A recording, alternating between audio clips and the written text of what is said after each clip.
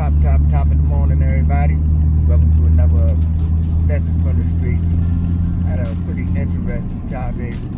Most definitely, they're going to be controversial in some people's eyes, maybe offensive in others.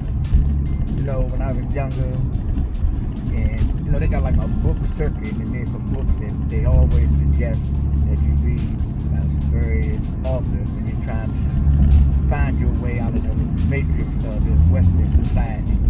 And one of those books is called The Miseducation of Negro by Carter G. Woodson. Well, I'm not going to write a book per se, but I'm going to give you the flip of the script here on this video, and that is the miseducation of European Caucasian so-called white folks. Now, from my studies and observation through my sojourner on this plane manifested physical of this realm, what I have determined is that a lot of so-called white people, Caucasians, Europeans have been miseducated, misled, actually, you know, just straight out lied to. And the liar was their fathers. And their foreparents lied to them a horrific lie that has so many of them bounded in their thought process, bounded in their hearts right now today, because this lie has become a generational curse. And that is the ideology of so-called white supremacy. White supremacy is a virus on the minds of those who operate out of that, from that program or from that system. And this miseducation has done so-called whites, especially in America, a great disservice. And you know, white supremacy is all over the planet in different types of ways. You know, one of the things that Adolf Hitler was promoting was the superior race, you know, the Aryans, the blue eyes, the blonde heads, you know. And this type of information or this indoctrination or this falsified teaching has disrupted or continue to bring chaos to the human development. Humanity will never be able to move forward in certain aspects or arenas of operation of being human beings because people's minds have been poisoned with a toxic doctrine of so-called white supremacy. You know, other people and other ethnic groups, they have their superiority ideas, but we're speaking on so-called white supremacy because that is the leading force around the world in the minds of people.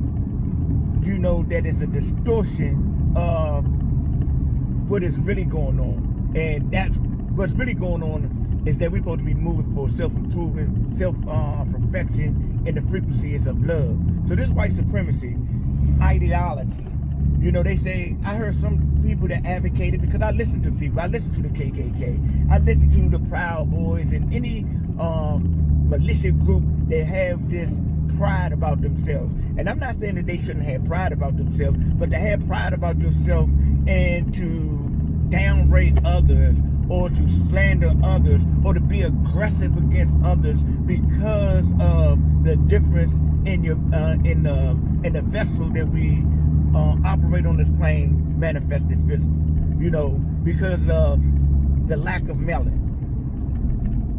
And then you're hostile against the melanin necessity. This is a situation that the psychologists need to examine, because this goes on with another sickness that is known as Gnosticism.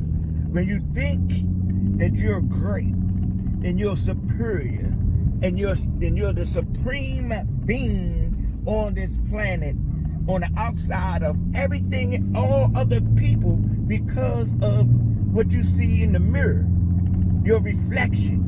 You know, when you see other so-called Europeans or Caucasians, they're in that same category of the superior being, entity on this planet. So you're looking at a reflection of yourself. So white supremacy, racism, is a form of Gnosticism. It's a form of a perverted love for yourself. And I'm not saying that only but European, Caucasian, so-called white people have it. Other people have it too. But we're talking about the force on the planet that has things in a great unbalance. Some of these ideologies that are being perpetuated and being moved on daily has crippled the progress of the advancement of the people.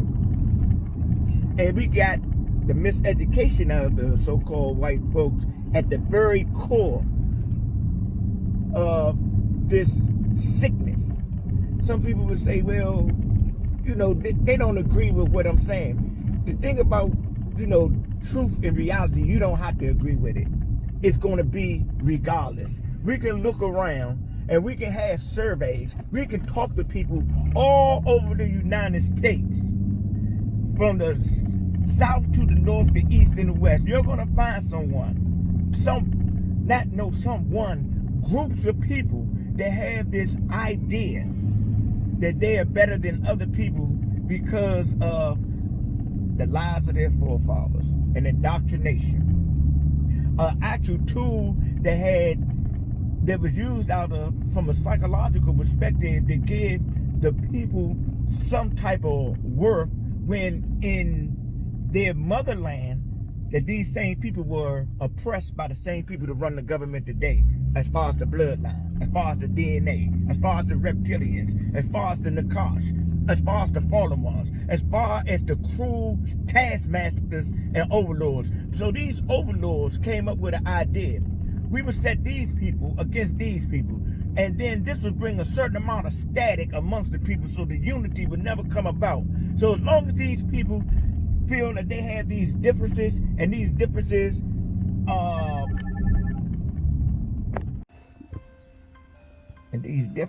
is used as tools to conquer and divide. And you may be saying, what's the importance of this type of operation? See, when our minds are conquered and divided, that means that we cannot come to a collective consciousness in a universal perspective, whereas though that we can weed out collectively that which oppose the advancement of the people. So right now today, we have those promoters of hate in places of power in our communities, in the government, in the workplaces.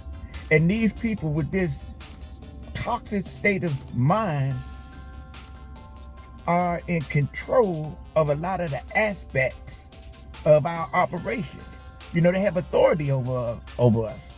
And, to address this authority with hatred, reflecting that hatred, that's not the answer.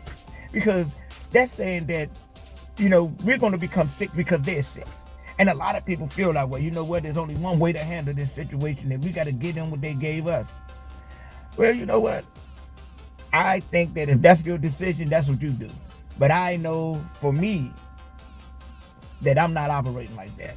Because I know that this place is more than what we have collectively or individually think that it is. This is about you as an individual, me as an individual, those hate mongers, and those people that have been enslaved with the false ideology of being superior by their foreparents.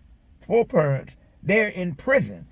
And the thing is that they will want you to become prisoners as well. Because you know the saying, misery loves company. And you cannot show me a person that practices this type of mental operation that is not mentally sick or miserable in some aspect of their operation in life. Because we're dealing with narcissism, especially when it comes to the men. They probably dominate their family, the wives and children, most likely in a lot of cases are afraid of what this psychotic sociopath might do, because that's what this white supremacy ideology actually birthed. It births sociopaths, psychotic operations.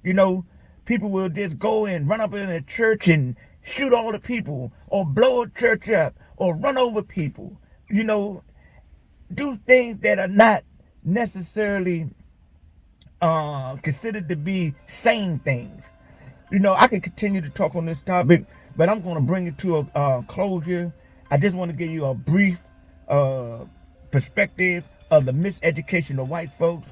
And most definitely, I'm going to come back in future videos and speak on this again. This is just a taster or a teaser of this miseducation that has sabotaged the minds of many so-called white people, Caucasians, Europeans, here in the United States and abroad.